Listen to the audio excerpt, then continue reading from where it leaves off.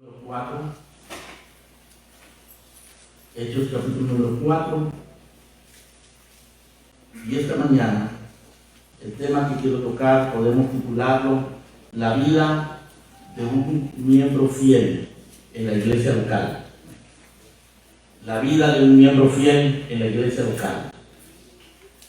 Y vamos a tomar como a manera de ilustración, como ejemplo de esa vida fiel en la iglesia local, un personaje del Nuevo Testamento llamado Bernabé. Vamos a hablar de Bernabé, que ilustra en su vida cómo es la vida de un miembro fiel en una iglesia local. En realidad, hermano, es una redundancia decir un miembro fiel. Es una redundancia, porque los miembros se supone que son fieles. Es decir, de hecho, cuando alguien llega a ser miembro de una iglesia, no es para que sea fiel, es porque es fiel.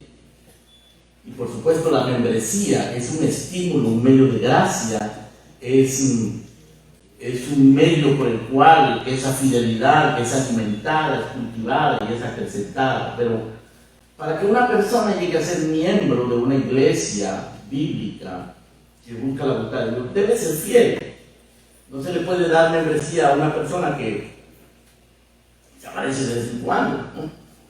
Tiene que ser una persona que ha demostrado una consistencia y un grado de compromiso y también entendimiento de qué es lo que eso significa.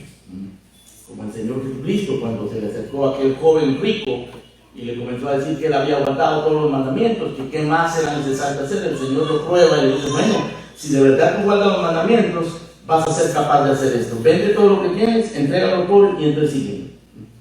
No, realmente el Señor no está pidiéndole a todos que vendan sus posesiones. Pero aquel hombre con su pretensión que llegó diciendo que él había guardado todos los mandamientos del Señor, pues lo probó y le dice: bueno, si es cierto, entonces vas a ser capaz de hacer esto. Y el joven se fue triste. El Señor lo dejó triste. La palabra del Señor no siempre alegra, la palabra del Señor a veces entristece. Pero la tristeza que según Dios es buena, es para arrepentimiento. Muy bien, vamos a leer Hechos capítulo 4, verso número 32 en adelante. Y la multitud de los que habían creído era de un corazón y un alma. Y ninguno decía ser suyo propio nada de lo que poseía, sino que tenían todas las cosas en común. Y con gran poder los apóstoles daban testimonio de la resurrección del Señor Jesús, y abundante gracia era sobre todos ellos. Así que no había entre ellos ningún necesitado, porque todos los que poseían heredades o casas las vendían y traían el precio de lo vendido, y así lo ponían a los pies de los apóstoles, y lo repartían. Lo ponían a los pies de los apóstoles y lo repartían a cada uno según su necesidad. Entonces José, a quien los apóstoles pusieron por sobrenombre Bernabé, que traducido es hijo de consolación, levita, natural de Chipre, como tenía una heredad, la vendió y trajo el precio y lo puso a los pies de los apóstoles. Amén. Muy bien, oremos al Señor. Padre nuestro, gracias te damos por tu misericordia, por tu palabra, por tu verdad, por tu espíritu. Rogamos, Señor, que hoy nos alientes, nos amonestes, nos ilumines. Derrames tu espíritu sobre nosotros, Señor, para que comprendamos tu palabra, para que aprendamos a aplicarla a nuestras vidas, para que vivamos en ella, por ella, bajo la gracia de Cristo Jesús, por amor a Él, Señor, por fe. Te lo pedimos en el nombre de Cristo. Amén. Amén. Lo que tenemos aquí, hermano, es una descripción de cómo era la vida de la iglesia en los primeros días. Y por supuesto, lo que aquí se relata no es la norma bajo la cual debe vivir la iglesia, porque aquí dice que todos vendían sus posesiones y traían el precio de lo que habían vendido, lo traían a la iglesia. No es eso lo que hay que hacer hoy día. No es bíblico que los cristianos vendan sus posesiones y las traigan el dinero a la iglesia. porque se los pide la iglesia. Si alguien lo quiere hacer, esto es otra cosa, si el Señor lo pone, pero no es esa la norma de la iglesia. Pero lo que nos está mostrando este pasaje es que en un momento de crisis la entrega y la devoción era tal, y también las circunstancias, porque de todas maneras estos cristianos probablemente iban a perder sus posesiones, porque había una persecución muy real y muy severa. Entonces ellos se ocupaban los unos de los otros, y los que tenían se ocupaban de los que no tenían. Pero el punto en el que nos vamos a concentrar es, como les anuncié, el ejemplo de Bernabé. Pablo y los demás apóstoles, hermanos, todos eran hombres teocéntricos, y por lo mismo amaban la iglesia y amaban a los hermanos. Pablo escribió 13 cartas en el Nuevo Testamento, 9 de ellas fueron dirigidas a 7 iglesias diferentes: Romanos, Gálatas, Corintios, Efesios, Filipenses, Colosenses, Tesalonicenses. Eran iglesias locales. 2 cartas Pablo se las escribió a pastores, a Timoteo y a Tito. A Timoteo le escribió 2, a Tito le escribió 1. Otra carta se le escribió a Filemón, que no era pastor, pero era un hombre prominente en la iglesia, y en su casa funcionaba una iglesia. Es decir, todo lo que Pablo escribió, hermano, tenía relación estrecha con la vida de la iglesia, y su propósito era instruir al pueblo de Dios acerca de la iglesia. Entre las muchas cosas y los muchos temas que Pablo trató, y principalmente el de la persona de Dios, la persona del Señor Jesucristo, su redención y la vida cristiana, él trató sobre la iglesia, la vida práctica del cristiano en la iglesia. Nuestro llamado como miembros de la Iglesia Universal, y al hablar de la Iglesia Universal yo me refiero a la iglesia que está esparcida por todo el mundo, a través de todas las edades. Nuestro llamado hacia ese reino invisible, porque es un reino invisible, y nosotros no podemos ver a todos los cristianos que están en todo el mundo, a los del África, a los del Asia, a los de Europa, no los podemos ver, ni tenemos comunión con ellos directa, ¿no? Tenemos comunión por Cristo, en el Espíritu, pero no directa. Así que es una membresía invisible, pero esa membresía invisible se hace visible, se hace práctica, concreta y dinámica en la iglesia local. La iglesia local es la manifestación visible de aquella iglesia invisible. La dinámica de este aspecto práctico, concreto y visible de la iglesia local, hermanos, se ve por todas partes en el Nuevo Testamento. Por ejemplo, Pablo le habla a los corintios y les dice que sean de una misma mente y un mismo parecer entre ellos. Pablo le habla a los corintios y les habla también de disciplinar a uno de sus miembros que estaba en pecado, cometiendo un pecado de adulterio con su madrastra, con la esposa de su padre. Y la iglesia no estaba haciendo nada, así que Pablo dice: saquen a ese perverso de entre ustedes. Es decir, él estaba ocupándose de la vida de la iglesia local. Cuando le escribe a Timoteo, Pablo le dice que le escribe porque espera pronto ir a verlo, pero por si no llego, dice Pablo, te escribo para que sepas cómo debes conducirte en la casa de Dios, que es la iglesia del Dios viviente, columna y baluarte de la verdad. Te escribo para que sepas cómo debes conducirte en la casa de Dios. Es decir, hay una manera de conducirse en la iglesia, y Pablo le escribe a Timoteo acerca de eso. Por eso es que en Timoteo nosotros encontramos que Pablo le dice a los hombres que oren, las mujeres que sean honestas en su manera de hablar y de vestirse, que la iglesia debe orar. Dice cómo deben ser los pastores, qué requerimientos para que alguien sea pastor. No cualquiera puede ser pastor. Dice, si alguno anhela obispado, o sea, pastorado, buena obra sea, pero es necesario que el pastor tenga estas características. Y Pablo da las características, los requerimientos del carácter, del testimonio, de la vida doméstica, de la vida personal, de la vida espiritual y de las habilidades de ese pastor. Luego dice que los diáconos también, da requerimientos para los diáconos, pero así también, hermano, hay requerimientos para los miembros de la iglesia. Una iglesia está compuesta de pastores, diáconos y miembros. Y tanto los pastores son requeridos de cumplir ciertas cualificaciones o calificaciones, como los diáconos, e igualmente los miembros.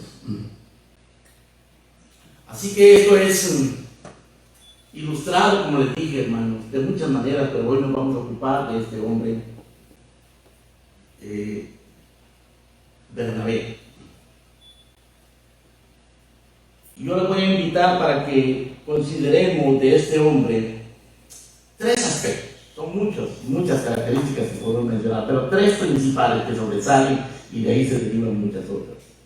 Primero, a través de la vida de Bernabé nosotros aprendemos que los miembros fieles perseveran en la piedad y la generosidad. Segundo, Bernabé nos enseña que los miembros fieles son allegados y se someten a sus pastores. Y tercero, los miembros fieles aman la congregación y aman a los hermanos y se comprometen con ellos. Repito, 3 lecciones que nos enseña Bernabé. Primero, los miembros fieles perseveran en la piedad y la generosidad. Segundo, se someten a sus pastores y los obedecen. Tercero, aman la congregación y a los hermanos y se comprometen con ellos. Muy bien. Veamos entonces, hermanos, quién era Bernabé para poder comprender estos aspectos que he mencionado. La primera vez que Bernabé aparece es en los versículos que leímos en el capítulo 4 del libro de los Hechos. Dice el verso 36, entonces José, hasta ese momento no sabemos quién es José, súbitamente aparece. Pero ya estaba ahí, hacía tiempo estaba ahí. Pero no sabíamos nada de él. No es una persona prominente. Pero de repente aparece, dice el verso 36, entonces José, a quien los apóstoles pusieron por sobrenombre Bernabé, que traducido es hijo de consolación, levita, natural de Chipre, nos está dando una descripción de este José. Y lo primero que notamos, hermanos, es que a José lo conocían bien los apóstoles. Él no era un oficial, no tenía un cargo público, pero los apóstoles sabían que era un hombre convertido, nacido de nuevo, que era un creyente. Y era notable, se había hecho visible, era visible dentro de la congregación. Este José, hermano, era tan visible que los apóstoles le pusieron un sobrenombre. Él se llamaba José.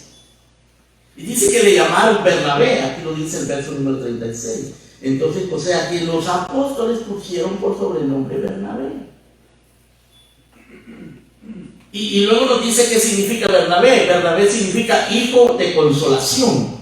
Traducido es hijo de consolación. Levita, natural de Chipre, o sea, él nació en la isla de Chipre, que era una isla pagana, por cierto, pero él era de sangre judía, y era levita, descendiente de los levitas, de la tribu de Leví.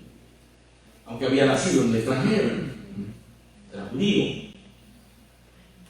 Pero era bien conocido en la congregación, bien conocido por los apóstoles. Le pusieron este sobrenombre, que refleja, como lo vamos a ver más adelante, su carácter. Hijo de consolación, este era un hombre consolador, conocido, visible. Este no era de los que llegaba tarde al culto, hermano, y de los que iba temprano, así como fantasmagórico, ¿no? No debemos ser así en la iglesia, como apariciones, aparece y desaparece. No, él no era de eso. Él era una persona visible. Díselo en el capítulo 11, verso 24. Capítulo 11, verso 24. Aquí están describiendo a Bernabé. Era varón bueno, lleno del Espíritu Santo y de fe. Una breve descripción de este hombre. Era varón bueno, lleno del Espíritu Santo y de fe. Bueno, sabemos que no hay nadie bueno. Dice que no hay bueno, ni un uno. No hay justo, ni un uno. El Señor Jesucristo dijo, nadie es bueno, solo Dios. Pero aquí está usando la palabra bueno de una manera contextual, relativa al carácter de este hombre. Quiere decir que era un hombre, hermano, que manifestaba buenas cualidades. Era un hombre que de un buen temperamento, de un buen carácter, de una buena reputación, era bueno. Cuando la gente lo veía, decía, ese es un buen hermano. Era conocido como alguien que tenía buenas cualidades y las manifestaba. Era varón lleno del Espíritu Santo, es decir, era un hombre espiritual. No solo era bueno, servicial, constante. No solamente él era un hombre que visible a todos los hermanos, que llegó a ser conocido entre los hermanos, sino que además crecía espiritualmente, lleno del Espíritu Santo y de fe. Caminaba una vida de fe en el Señor Jesucristo, de fe en todo lo que hacía. Caminaba por fe, no por vista. Era un varón, podemos decirlo, piadoso, temeroso de Dios. Su piedad se manifestaba, obviamente, hermano, en todas partes. Se manifestaba en la iglesia, eso era obvio. Pero el problema muchas veces, hermano, es que en la iglesia todos lucimos piadosos, ¿verdad? Todos lucimos buenos. Y imagínense, ahora hasta enmascarados andamos. Todos lucimos igual. Pero ¿cómo lucimos en nuestra vida cotidiana? En nuestro trabajo. ¿Qué piensan nuestros compañeros de trabajo de nosotros? O en nuestra casa, nuestras familias, nuestra esposa, el esposo, los hijos. ¿Qué piensan? ¿Cómo te ven? ¿Qué te oyen hablar? ¿Cómo hablas? Tu temperamento, ¿cómo reaccionas cuando hay crisis? Cuando te ofende. Aquí tenemos a un hombre bueno, lleno del Espíritu Santo y de fe, conocido en la iglesia, pero que obviamente, hermano, al ser descrito de esta manera en la palabra inspirada de Dios, quiere decir que este hombre no solo era bueno en la iglesia, no solamente lucía como que era lleno del Espíritu Santo y tenía fe, sino que él caminaba de esa manera. En su familia, en su trabajo, en su vecindario, en su diario vivir y en la intimidad también. Hermano, eso solo puede suceder en la vida de una persona convertida, y de una persona convertida que pelea la batalla espiritual. Porque hay personas convertidas también que arruinan su vida y que dan mal testimonio. Lot era uno de ellos. Porque hay personas convertidas también, hermano, que son tibios. Iglesias enteras que son tibias. La iglesia de la Odisea decía, no, nosotros estamos bien. No tenemos necesidad de ninguna cosa. Y el Señor le dice, tú eres desventurado, miserable, pobre, ciego, desnudo. Palabras de Cristo, hermano, palabras de Cristo. A una iglesia. Y tenemos a un hombre que no reflejaba eso. Era un hombre bueno. Oh, que Dios nos permita, hermanos, ser buenos en este sentido. Porque buenos en nosotros mismos. Pero en este sentido, lleno del Espíritu Santo. ¿Y quién es suficiente para eso? Eso el Señor lo tiene que hacer. Pero ¿cómo el Señor hace que alguien llegue a ser bueno? Lleno del Espíritu Santo y de fe. Bueno, obviamente, hermano, una persona tiene que usar los medios de gracia para alcanzar eso. Los medios de gracia que están allí disponibles al verdadero creyente, el Señor se lo da. Pablo dice que Él pone el querer y el hacer por su buena voluntad. Él lo hace. Él puede poner el querer. Si lo que hay en tu corazón, en tu alma, en tu mente es desánimo, desgano, pídele al Señor el querer. Él te lo da. Y tú reconoces, ojalá que lo reconozcas, que no puedes, hermano, que en ti mismo eres negligente, que has fallado, que has dejado de hacer lo que tienes que hacer y que no has, y que estás haciendo lo que no tienes que hacer. Pídele al Señor el hacer. Él lo da, hermano. Él responde a esas oraciones, si se las pedimos. Porque Él dice que si nosotros le pedimos pan, Él no nos va a dar piedras. Si le pedimos pescado, no nos va a dar serpientes. O sea, si le pides eso, ser como este hombre, Él te lo va a dar. Ahora, si no se lo pedimos, no lo vamos a tener. Si no lo buscamos, no lo vamos a tener. Aquí está este hombre, hermano. Conocido, visible, bueno, lleno del Espíritu Santo, de fe. Perseverante además. Aquí lo encontramos en el capítulo 4 como un simple hermano. No tiene título, no tiene reconocimiento. Aparece súbitamente como un hermano más. Pero nos damos cuenta, hermano, obviamente él había estado ya ahí hacía tiempo, porque los apóstoles lo conocían y hasta le habían puesto ese sobrenombre. Es decir, ya él había estado allí un tiempo y lo conocían. Quiere decir que él estaba perseverando.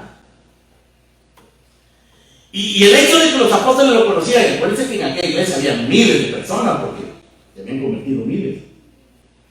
Pero él estaba cerca, suficientemente, de la iglesia y de sus pastores que lo conocían, demostró su apego.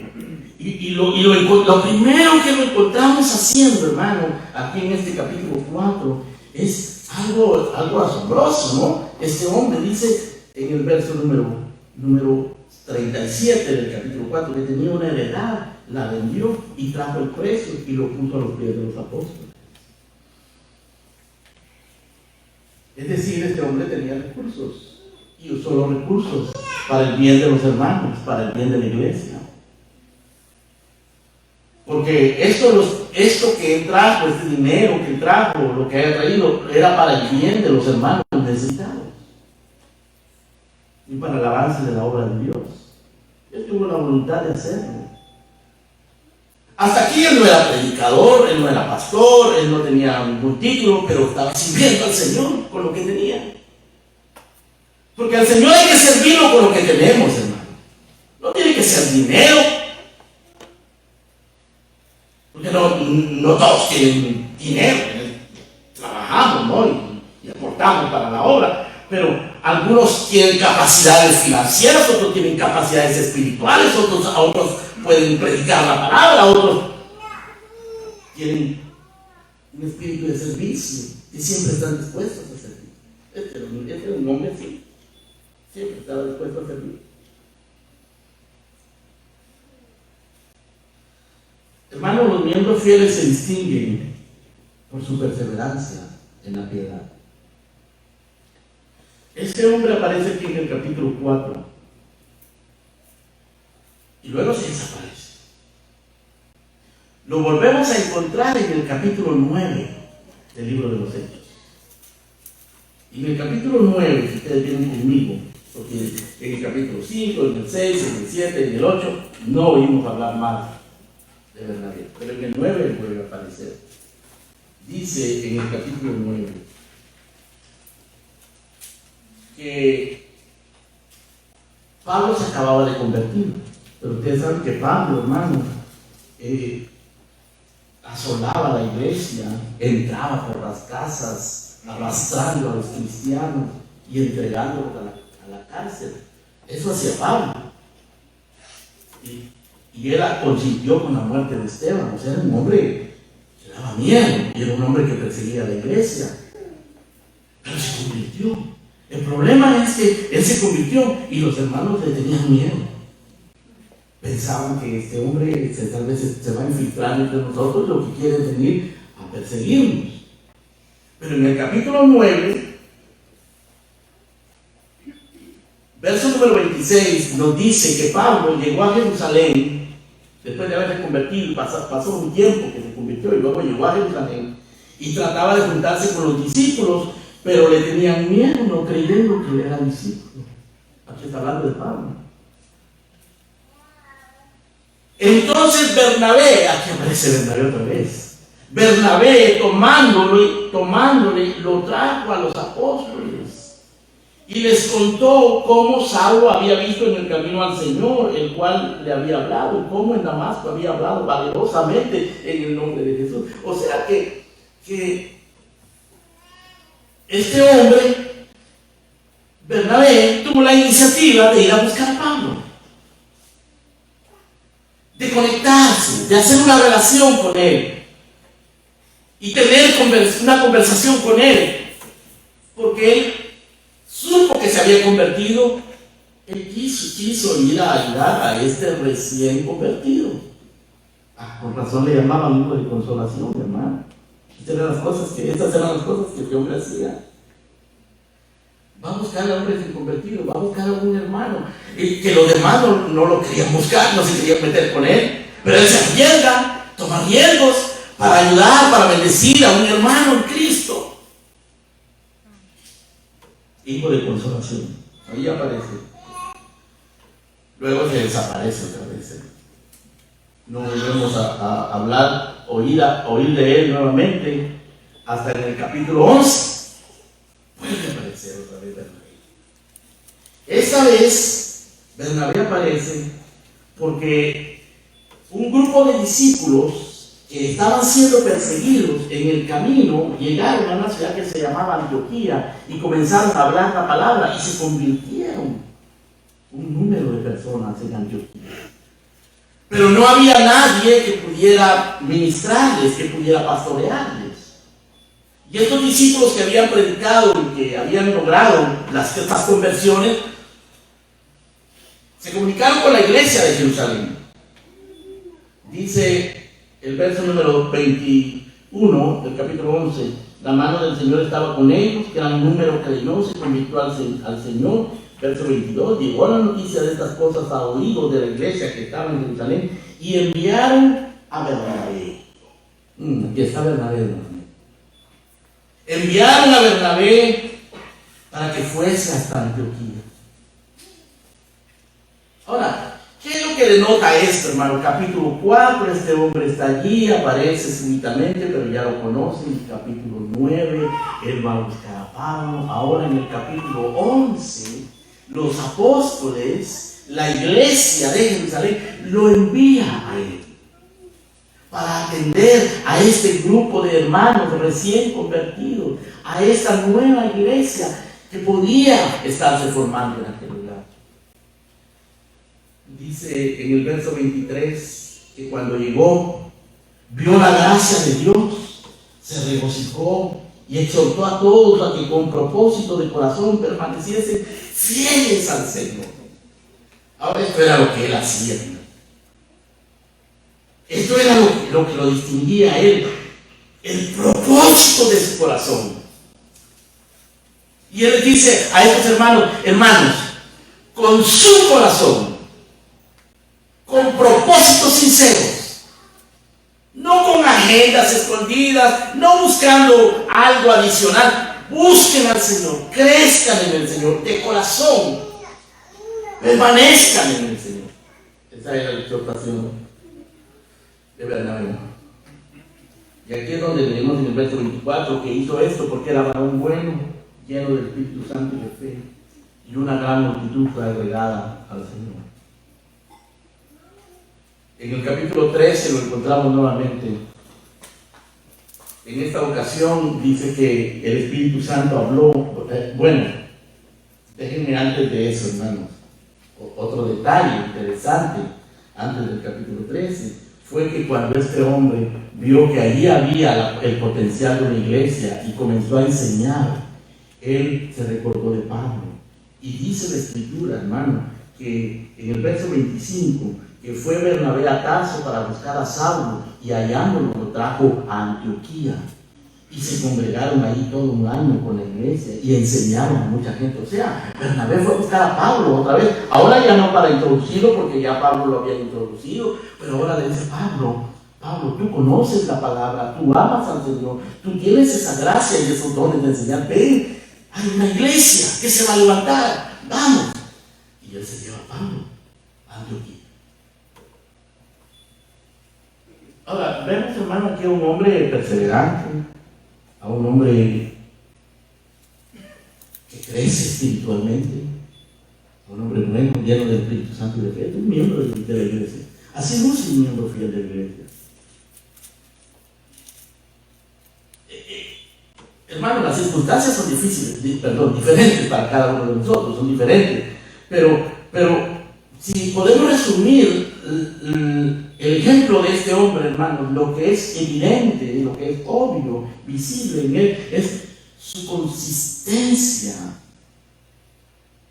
su envolvimiento, su compromiso, su servicio, sus frutos, su crecimiento espiritual.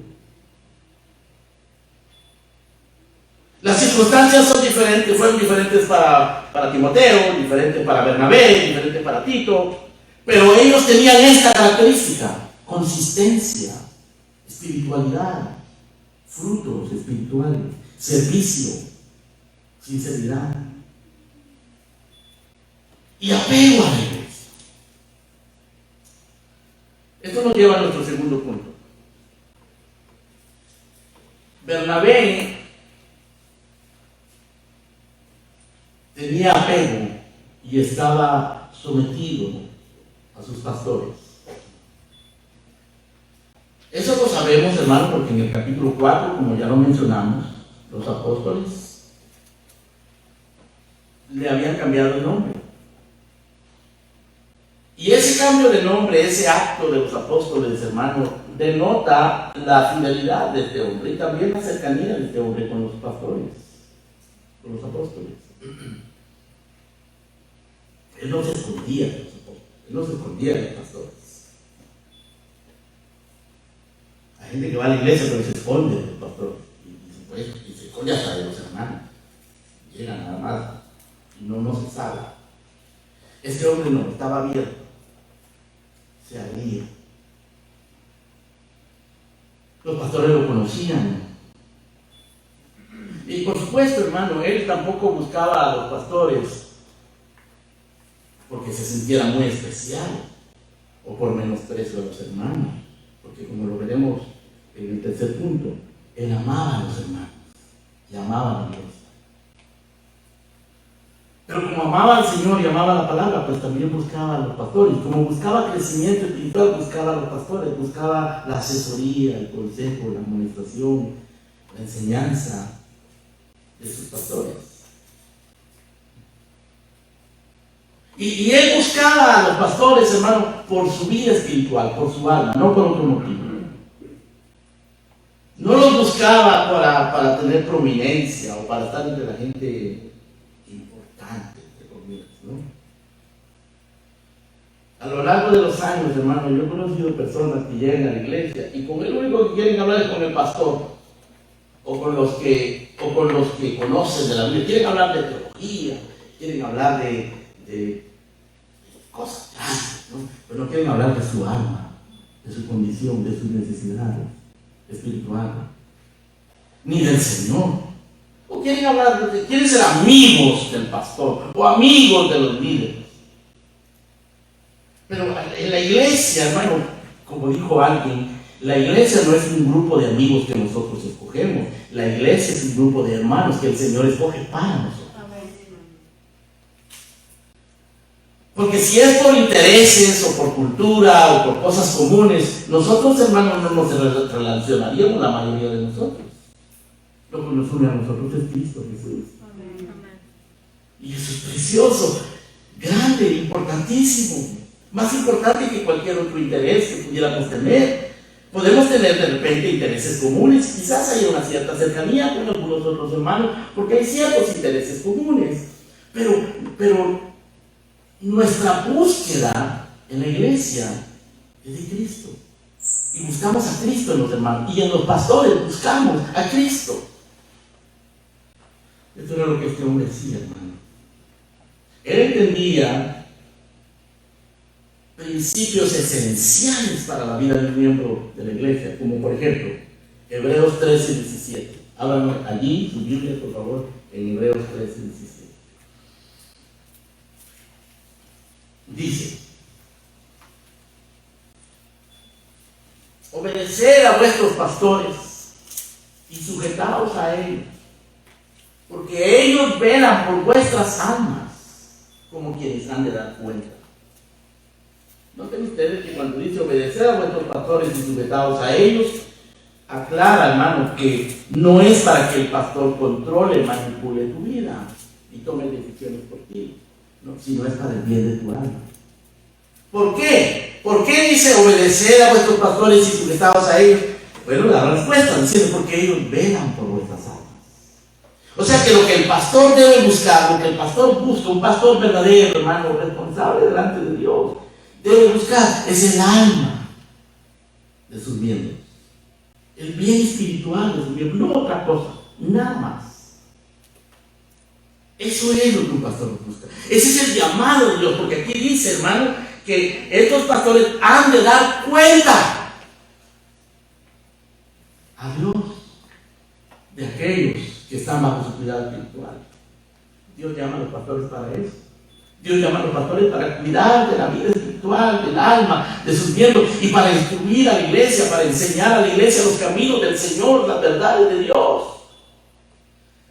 Pero se requiere del miembro, hermano, por supuesto que se sujete, se someta, se deje pastorear, se deje aconsejar, que esté dispuesto, que abra su corazón. Porque si es una persona evasiva, que se esconde, que no se compromete, ¿cómo se le va a poder pastorear? No se puede. Esa persona no puede ser miembro de una iglesia local. Bueno, quizás sí hay iglesia para todo el mundo. Hay iglesias donde tú puedes llegar, salir y nadie te nota. Llegas, disfrutas de la música, disfrutas del sermón, disfrutas quizás de un café que te dan ahí, quizás las instalaciones son muy cómodas, un buen parqueo, cuidado de niños, etc. Disfrutas todo eso y te vas. Como ir a un mall. Pero eso no es una iglesia bíblica.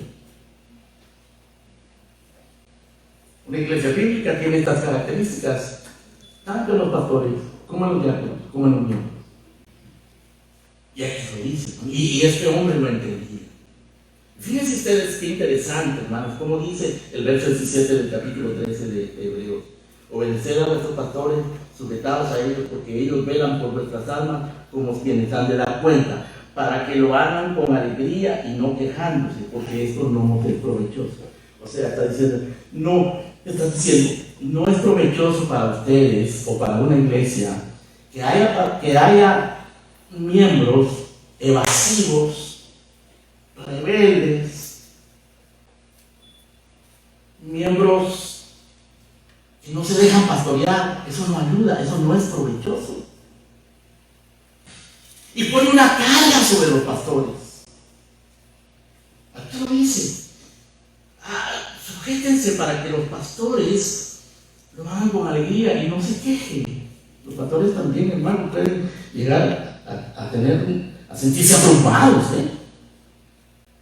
Yo he leído encuestas que dicen que los pastores mueren mucho del corazón, de tantas dificultades y problemas que tienen, pero a mí me parece, hermano, que muchos de los problemas de los pastores se deben a que los pastores quieren traer gente y meten un montón de cabritos en la iglesia que no se dejan pastorear. Claro, se va a morir el corazón, hermano, con tantos problemas, con tanto chisme, con tanto pecado, con tanta situación, con tanta mundanalidad que le traen. Y la iglesia termina volviéndose mundana. Los verdaderos miembros, ya dije que miembros fieles, hermano, es una redundancia, ¿no? Pero los miembros bíblicos, digamos, son allegados a sus pastores. Miren como lo que dice 1 Tesalonicenses capítulo 5, verso 12 al 13. Pablo hablando, dice: pero os rogamos, hermanos, que reconozcáis a los que con diligencia trabajan entre vosotros y os dirigen en el Señor y os instruyen, y que los tengáis en muy alta estima, con amor, por causa de su trabajo. No es que sean mejores, no es que sean divos o divas, ¿no es? O una casta especial, no, es por causa de su trabajo, un trabajo espiritual para el bien de la iglesia, para el bien de todos. Que los tengáis en alta estima, con amor, por causa de su trabajo, vivir en paz los unos con los otros. Ahora tenemos que tener estima todos los unos por los otros y someternos todos los unos a los otros, hermanos. Pero por supuesto, la relación con los pastores, la relación de los miembros con los pastores es una relación específica, con un propósito específico. Vengan conmigo a segunda de Juan, hermano, la segunda carta de Juan. Tercera carta de Juan. Mira lo que Juan dice, hablando como un pastor acerca de los miembros de la iglesia. Dice, verso 2, tercera de Juan, verso 2, solo tiene un capítulo. Amado, yo deseo que tú seas prosperado en todas las cosas, que tengas salud, así como prospera tu alma. Pues mucho me regocijé cuando vinieron los hermanos y dieron testimonio de tu verdad, de cómo andas en la verdad. No tengo yo mayor gozo que el oír que mis hijos andan en la verdad. Amado, fielmente te conduces cuando prestas algún servicio a los hermanos, especialmente a los desconocidos. Ahora no quiere decir que llegaba gente desconocida a su casa a tocar la puerta y él los dejaba entrar. Desconocidos en el sentido de que él no los conocía personalmente, pero iban recomendados por los hermanos de otra iglesia. Pero era gente hospitalaria, que abría las puertas de su casa.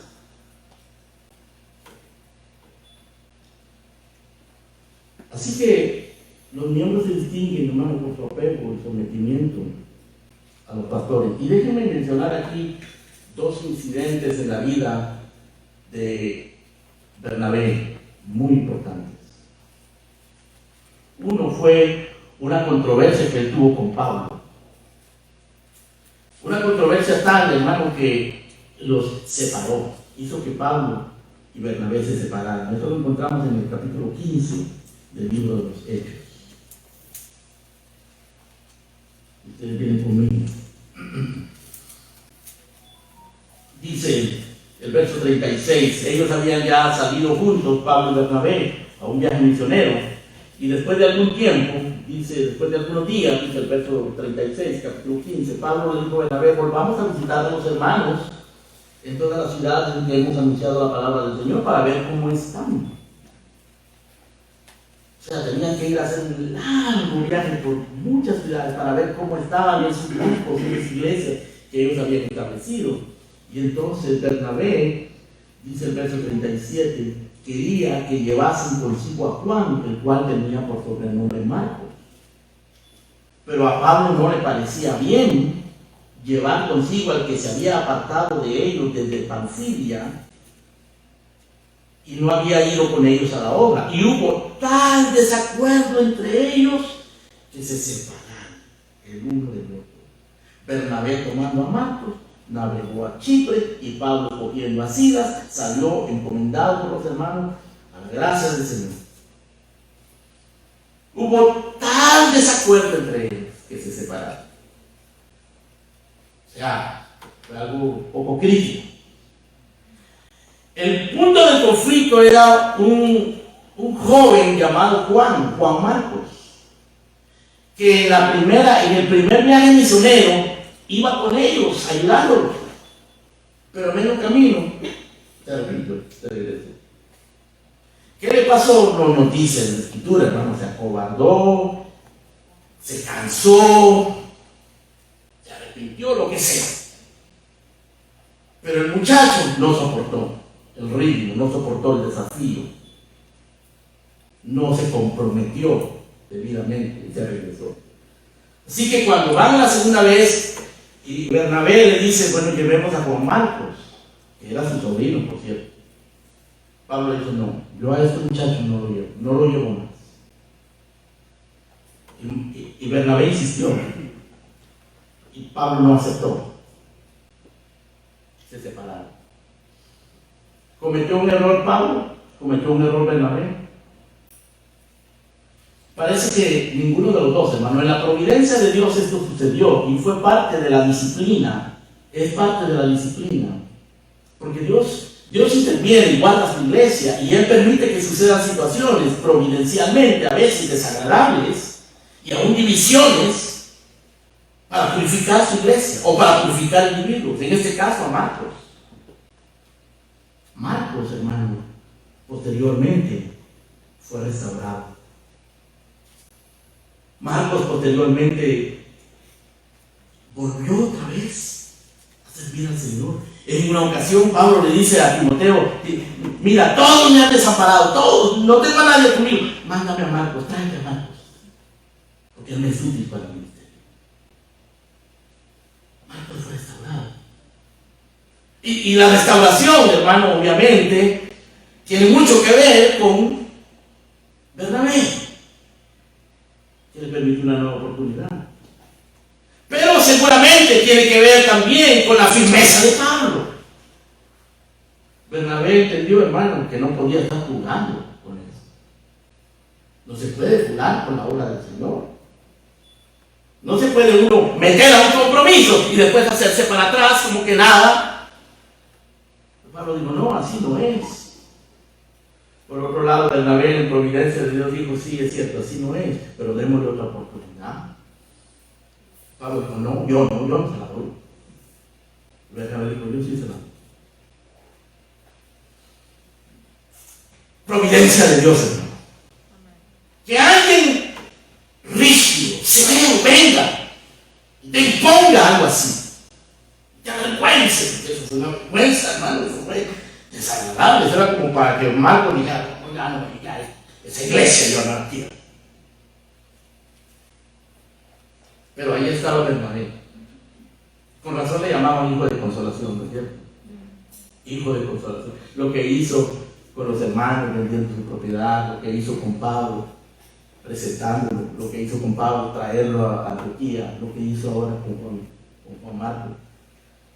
Y hay otro episodio, hermano, interesante, importante en la vida de Bernabé, en la cual también vemos la disciplina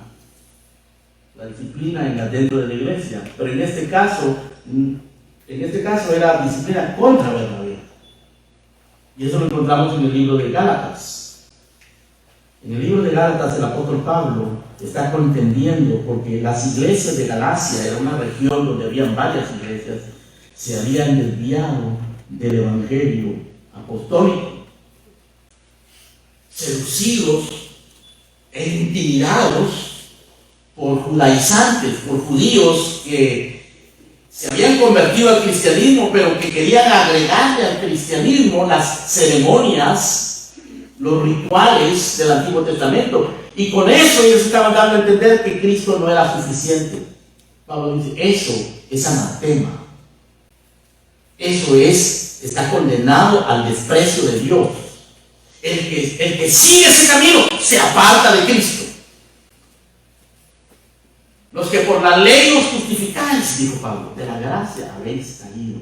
De Cristo de nada les va a servir si ustedes se van por ese camino diciendo que sí, somos cristianos, pero hay que circuncidarse. Somos cristianos, pero hay que hacer esto y hay que hacer lo otro para ser salvo. Pablo dice, eso es un evangelio anatema. Ahora, el problema en las iglesias de Galacia, hermanos, es que llegaron unos falsos hermanos. Pablo así les llama, y si ustedes miran en el capítulo 2, verso 4, dice, esto a pesar de los falsos hermanos introducidos a escondidas que entraban para espiar nuestra libertad que tenemos en Cristo Jesús y reducirnos a esclavitud. Pablo se refiere aquí a la esclavitud de agregarle ceremonias a la fe de Cristo, como si la obra de Cristo no fuese suficiente para ser salvos. Entonces Entonces Pablo dice, nosotros no resistimos a esa gente. En verso 5 dice, a los cuales ni por un momento accedimos a someternos para que la verdad del Evangelio permaneciese con nosotros.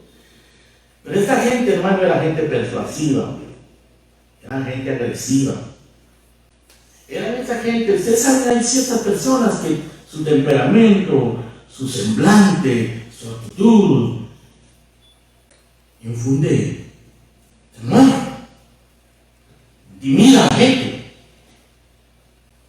Eran hombres fanáticos, tenían fuertes convicciones y atemorizaron, hermano. A Pedro lo atemorizaron. Más adelante dice en el verso 11, pero cuando Pedro vino a Antioquía, yo le resistí cara a cara porque era de condenar. Pues antes que viniesen algunos de parte de Jacobo, estos son los falsos hermanos, comía con los gentiles, pero después que vinieron se retraía y se apartaba porque tenía miedo de los que eran de la circuncisión. Pedro tenía esa debilidad ahí por ahí. Todos tenemos debilidades. Pedro tenía esa debilidad. Se acobardó cuando le dijeron, tú eres uno de ellos. Y yo digo, no, yo no lo conozco. Yo no conozco. Y ahora se acobarda otra vez. Hermanos, tenemos que ser cuidadosos con nuestras debilidades, nuestros pecados. Cada uno de nosotros tenemos debilidades y pecados por los que Satanás nos quiere desviar, nos quiere atacar. Y aquí está Pedro, hermano. Y luego Pablo dice en el verso 13, y en su simulación, hablando de la simulación de Pedro, participaban también los otros judíos, de tal manera que aún Bernabé fue arrastrado por la hipocresía de ellos. O sea, habían hermanos allí que sabían que lo que estos judaizantes estaban tratando de imponer no era así, pero se hicieron los desentendidos, actuaron hipócritamente. Y Pablo dice, no, eso así no es correcto. O sea, Bernabé, aquí hermano, fue sometido a una disciplina pública, porque Pablo públicamente los condenó. Y quedó escrito, tan público que está escrito. ¿Saben ustedes que hay situaciones en la iglesia que se tienen que tratar públicamente? No todas las cosas, no todos los pecados. Todos cometemos pecados diariamente o regularmente, como humanos que somos. Pero hay ciertos pecados en la iglesia que tienen que ser tratados públicamente. Si son pecados públicos, si son pecados divisivos, si son pecados escandalosos y no hay arrepentimiento. Y aun cuando hay arrepentimiento, si son escandalosos y van a traer manchas sobre la iglesia, tienen que ser tratados públicamente. Eso se llama disciplina eclesiástica. El Señor Jesucristo habló de eso y dijo, si tu hermano peca contra ti, ve y en privado, solos tú y él, habla y arregla el asunto. Si él no accede, llama a 2 o 3 testigos y allí en privado, ya no tan privado, porque hay 2 o 3 personas más involucradas, hablen y arreglen el asunto. Si él no se arrepiente, llamen a la iglesia. Y si no se arrepiente, ténganlo por gentil y publicano. Sáquenlo de la iglesia. O sea, no debe estar. Cristo lo dijo, hermano. Pablo lo dice también.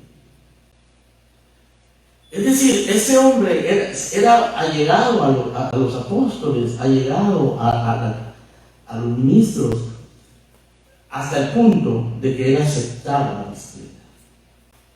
Y déjenme decirles algo que esto es muy importante acerca de la disciplina eclesiástica, que es algo que no se practica en las iglesias, hermano. En las iglesias llega la gente en adulterio, en pecado, bien, como quiere, y no pasa nada. Y son miembros de la iglesia.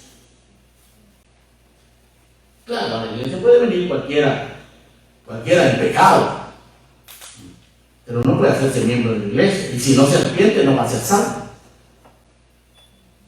Y aceptamos, bueno, el Señor Jesucristo recibía a todos los pecadores, que hasta lo criticaban, decía que él con los pecadores comía, con la ramera y con los publicanos, y lo criticaban, porque a eso vino él, a buscar y a salvar lo que se había perdido. Eso es lo que la iglesia debe hacer, hermano, abrir sus puertas a todos, amar a todos, servir a todos, pero los miembros de la iglesia, los miembros,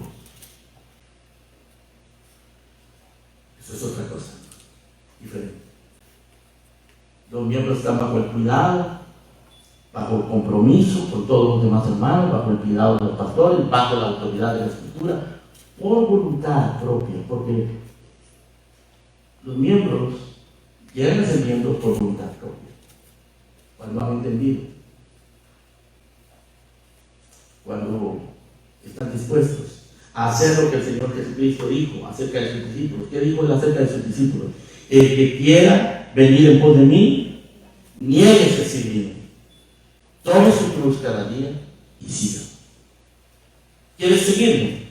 Miraban algunos que decían: Señor, quiero ir en pos de ti, pero primero déjame ir a arreglar mis asuntos. Y el Señor le dice: déjame enterrar a mi padre. El Señor le dice: mira, deja que los muertos se entierren a sus muertos. Todo indicaba, hermano, que el papá no se había muerto. Él estaba diciendo: deja que entierre a mi padre. Parece ser que él estaba esperando: voy a ir detrás de ti, pero después de que arregle mis asuntos. El Señor le dice: deja que los muertos se entierren a sus muertos, y tú sigue si quieres. Y no lo seguían, hermano. Hay algunos que quieren seguir al Señor, pero de una manera así casual, ligera, a su ritmo, ¿no? El Señor dice: el que pone su mano en el arado y mira para atrás no es digno de ser mi discípulo. Eso es, hermano, lo que está involucrado acá. La disciplina eclesiástica tiene que ver con esto. Ahora, en tercer lugar, los miembros, como Bernabé nos muestra eso en su vida, se distinguen por su amor, ¿no?, a los hermanos y a la congregación. Cuando digo los hermanos y la congregación, me refiero, hermano, la congregación es cuando todos estamos juntos, la iglesia como un ente espiritual, no una organización, sino una entidad espiritual compuesta de los creyentes. Bernabé amaba a la iglesia, la congregación, pero amaba a los hermanos en lo individual también. Se ocupaba de los hermanos en lo individual. Los miembros fieles se distinguen por su amor a los hermanos y a la congregación. En el capítulo 9 del libro de los Hechos, verso 27.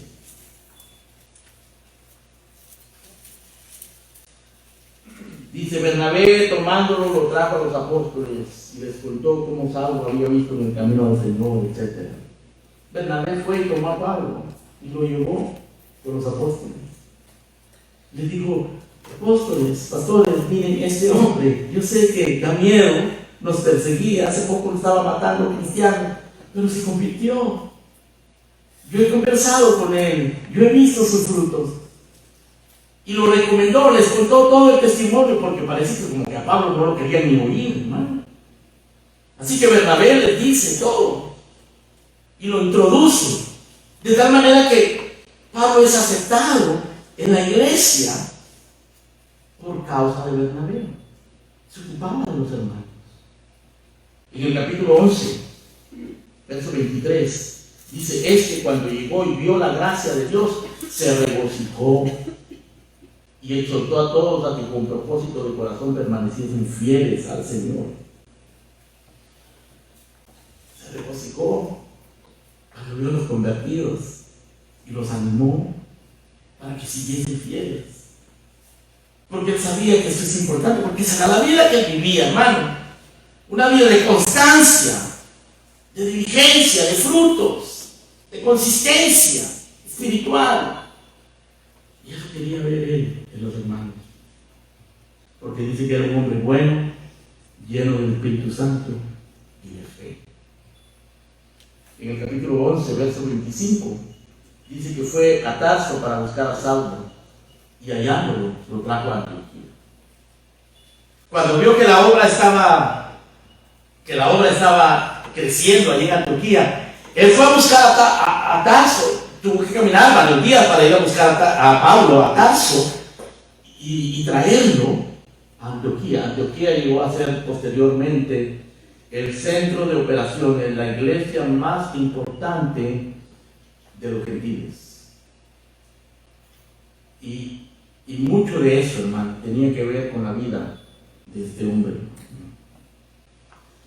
En el capítulo 15 vemos que Pablo le dice, pues vamos a visitar a los hermanos, después del primer viaje misionero. Y él está dispuesto a ir. Quiere ir a visitar a los hermanos. Quiere seguir animando a los hermanos. Pero hay esta división con Pablo por causa de Juan Marcos. Y él se queda ministrando a Juan Marcos.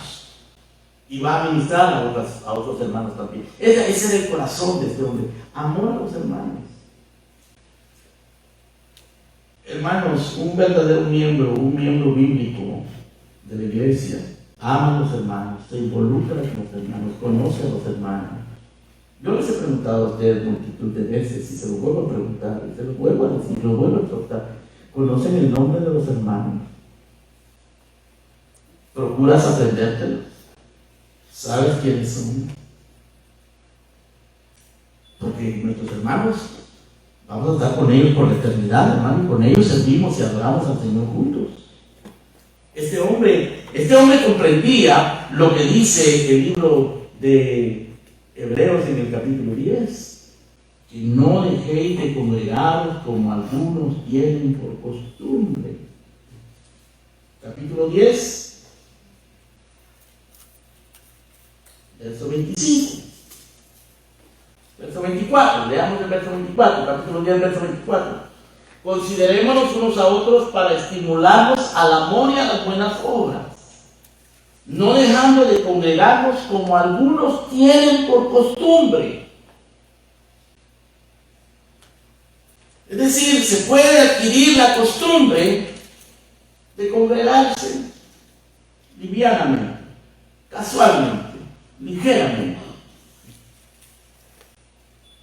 Y el escritor de Hebreos dice, no dejéis de congregaros. No adquieran la costumbre de ir a la iglesia cuando les conviene, cuando quieren, si son miembros. Ahora, alguien puede ser que diga, no, yo no quiero esos compromisos. Yo esos compromisos no quiero. Hay cristianos que así dicen, hermano, yo no quiero compromisos. Pero tú no puedes ser un cristiano que sigue al Señor de la manera que Él lo pide, de la manera que la Escritura lo establece, hermano, si tú no quieres compromisos.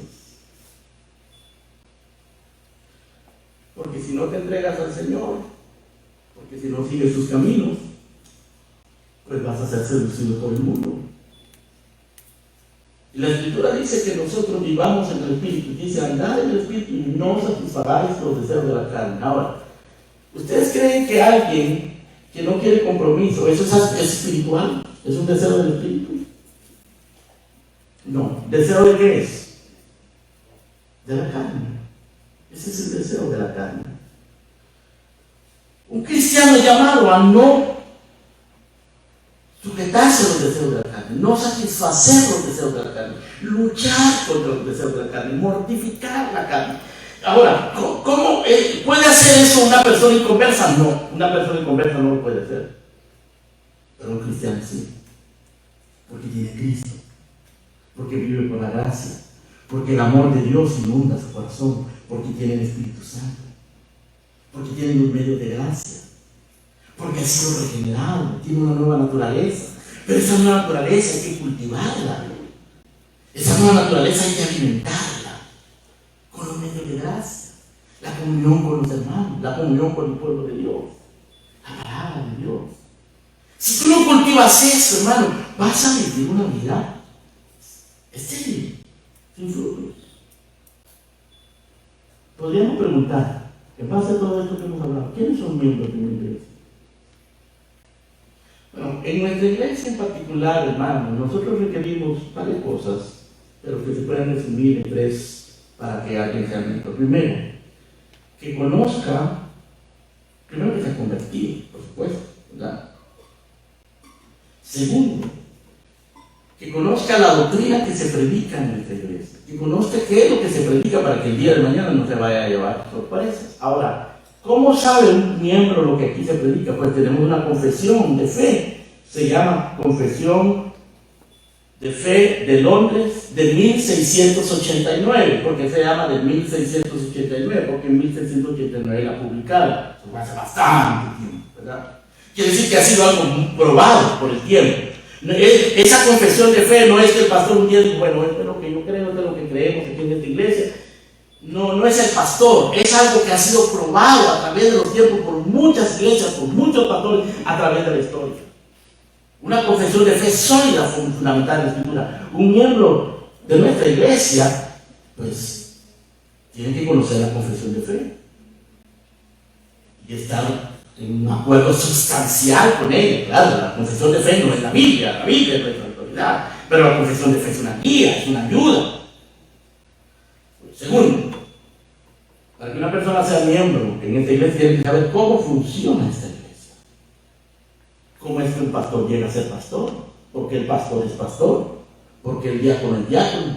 ¿Cómo se llega a ser un diácono? ¿Cómo se llega a ser un miembro de la iglesia? ¿Qué se requiere de un miembro de la iglesia? ¿Cuáles son las responsabilidades de un miembro de la iglesia? ¿Con quién está asociada esta iglesia? ¿Qué tipo de doctrina tiene? Ya lo dijimos. ¿Con quién se asocia esta iglesia? ¿Cómo se manejan las finanzas en esta iglesia? Para que una persona sea miembro tiene que tener entendimiento de esas cosas. No sea que te metas a la iglesia y el día de mañana te lleves una mala sorpresa. Una tercera cosa que se quiere para que alguien sea miembro de esta iglesia, que asienta y se comprometa con el pacto de miembros. Yo les hablé la semana pasada a ustedes del pacto de miembros. Por cierto, yo le envié el pacto de miembros, una copia del pacto de miembros a los miembros, para que lo recuerden. Léanla de nuevo, medítenla. Aquí está, tiene 11 puntos, y cada uno de esos puntos tiene sus versículos, porque son principios bíblicos, no son inventos humanos. Son principios bíblicos para la salud espiritual de los creyentes. Una persona que se hace miembro de la iglesia es una persona que quiere crecer, una persona que está dispuesta a usar los medios de gracia. Y uno de los medios más poderosos de gracia es la iglesia local, con sus pastores, sus diáconos y sus miembros, y el compromiso mutuo que existe entre nosotros. Es como una persona, ¿no? Como un niño. Un niño necesita familia, necesita a su papá, su mamá, sus tíos, sus primitos, sus abuelos. Mientras más familia hay alrededor, más sano será ese niño, ¿no es cierto? Más sano será ese niño. Claro, en la providencia de Dios a veces sucede que en este mundo caído, pues, alguien crece sin ese apoyo familiar, sin ese soporte familiar. No es lo mismo. Muchos de nosotros, hermanos, hemos sido dañados porque crecimos en hogares quebrados, disfuncionales. Ese no es mi caso, humanamente hablando. Yo crecí en un hogar disfuncional y he venido arrastrando muchos problemas en mi vida emocional y personal que el Señor ha ido en su gracia sanando. Y una de las formas que él usó fue que me convertí a los 18 años de edad, hermano, en la iglesia, se convirtió en mi familia y me comprometí, porque nací de nuevo, me comprometí, y aquella gente era mi familia, y estaban mis hermanos, mis padres, mis pastores, y mis hermanos y hermanas. Y luego el Señor me dio una esposa que tenía con buenos fundamentos familiares y me enseñó a vivir en familia en muchos sentidos, y mis hijos. Hermano, la vida familiar sana. No es un cristiano independiente que hace las cosas, que hace sus cosas solo. Hermano, no es sano, no es bíblico. Y aquí lo vemos nosotros. Así que, vuelvo, hermano, a lo de esta iglesia. Se quiere que sepas qué doctrina se predica, cómo se gobierna y cómo vive la iglesia, cómo se estructura, y que te comprometas con el pacto de miembros. Esto, repito, se lo mandé en el chat a los miembros de la iglesia. Hubo alguien que me lo pidió, independiente, que no era miembro, y se lo mandamos también. El que esté interesado se lo podemos mandar para que lo vea y lo estudie, le va a hacer bien, es bueno. Pero, repito, ¿quiénes son miembros de la iglesia? Son personas que se han convertido, se han arrepentido de sus pecados, han creído en Cristo, se han bautizado, entienden y creen lo que la Biblia dice sobre la iglesia, se comprometen con otros creyentes que han experimentado y han creído lo mismo, y así, unidos localmente y comprometidos unos a otros, adoran, sirven, aprenden y dan testimonio del Evangelio bajo los mandamientos y los principios de la palabra de Dios. Los miembros se distinguen por esto, hermano, que vemos en este hombre. Se distinguen porque perseveran en la piedad y en la generosidad, sostienen la obra de Dios con sus ofrendas, sus diezmos, sus dones, sus servicios. Los miembros se distinguen porque aman a los hermanos y aman la congregación y porque se someten a sus pastores. Pregunta: ¿qué eres tú y qué quieres seguir siendo? Puede ser un simpatizante, un visitante, un oyente, un curioso, un consumidor o un miembro local de una iglesia bíblica. Y hermanos, nadie interprete este mensaje como una presión para hacerse miembro. No. Delante de Dios nosotros no queremos más miembros solo porque sí, para agregarle más números a la iglesia. Lo que queremos es que el Señor traiga a aquellos que quieren, que entiendan estas cosas, que quieran seguir al Señor. Hermano, realmente la membresía tiene que ver con la conversión, porque la conversión es regeneración, y la regeneración es el nacimiento dentro de una nueva familia, es la adopción de un extranjero a la ciudadanía de los santos. Quizás alguien diga: pastor, mire, con este tipo de mensaje usted no va a atraer más gente, usted lo que va a hacer es sacar gente de aquí, gente que va a asustar y se van a ir. Pero hermano, mira, este tipo de mensajes es bíblico para comenzar, eso es lo más importante, ¿no es cierto? Y son saludables para una iglesia sana. Cuando hablamos de sana doctrina, estamos hablando de este tipo de doctrina, no simplemente buena teología, no.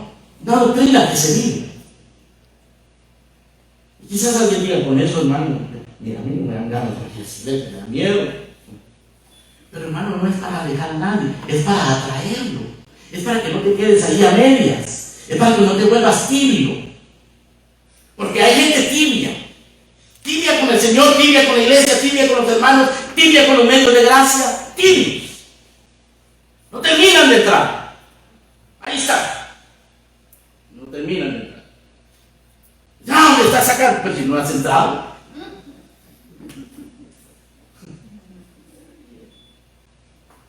Es para que entres, Señor. Es para que entres. Pero no en esta iglesia necesariamente, porque quizás el Señor te quiere en otra iglesia.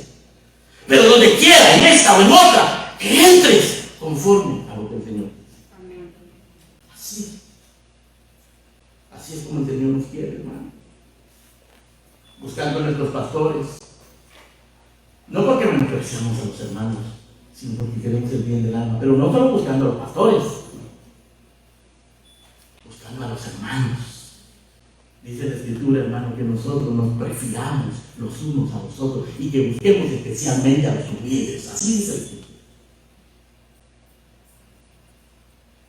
Porque, y esto va especialmente para los miembros, hermanos. Relaciónense con todos los hermanos, no solo con sus grupitos. Se forman en iglesias grupitos, ¿no? Grupitos porque me gusta ese deporte, o porque soy de este país, o porque tal cosa, ¿no? No, todos los hermanos, todos.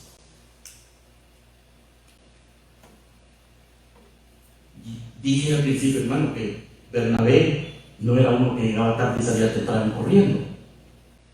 Pues si no, nadie lo hubiera conocido. Un hombre que estaba allí, amaba a los hermanos, buscaba edificarse. Dios no quiere fantasmas eclesiásticos, hermanos, que aparecen y desaparecen. Tú puedes decir: yo prefiero no hacerme miembro porque no quiero compromiso, no quiero sentirme obligado, no quiero comprometer, no voy a cumplir. O decir: yo no voy a tomar la Santa Cena del Señor porque es algo muy sagrado y hay que participar dignamente. Pero cuando a alguien se le ocurre pensar así, es como decir: yo prefiero seguir en mi pecado. Yo prefiero seguir viviendo mi vida mediocre. Yo no quiero compromiso. Es como que si dijera en el trabajo, no, yo no voy a firmar ese contrato de trabajo, porque yo no quiero que el compromiso esté viniendo todos los días a las 8 de la mañana. Tienes que hacer. Es un contrato en tu trabajo. Y no es más grande nuestro caminar con el Señor que un contrato de trabajo, hermano. O es tan importante, para muchos parece que es muy importante su estilo de vida mundano, su independencia, que por eso no se quieren comprometer con el Señor. Así que probablemente algunos de esos ni siquiera se han convertido. O están convertidos, pero necesitan arrepentirse, porque están en desobediencia. Hermanos, nosotros aprendemos más cuando nos congregamos y nos comprometemos que cuando vivimos nuestra vida privadamente. Decía el salmista: anunciaré a mis hermanos tu nombre, en medio de la congregación te alabaré. Salmo 22. Salmo 22, 25 dice: de ti será mi alabanza en la gran congregación, mis votos pagaré delante de los que te temen. Su alabanza sea en la congregación de los santos. Una cosa he demandado al Señor y esta buscaré del cielo: que esté yo en la casa del Señor todos los días de mi vida, para contemplar la hermosura del Señor y para inquirir en su santo templo. Amén. Oremos, pongamos en pie.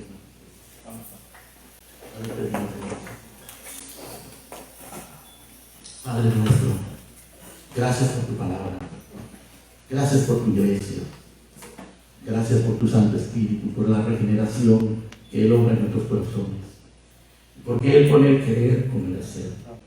Gracias porque tú en la iglesia levantas pastores, levantas diáconos y levantas miembros fieles, diáconos fieles, pastores fieles.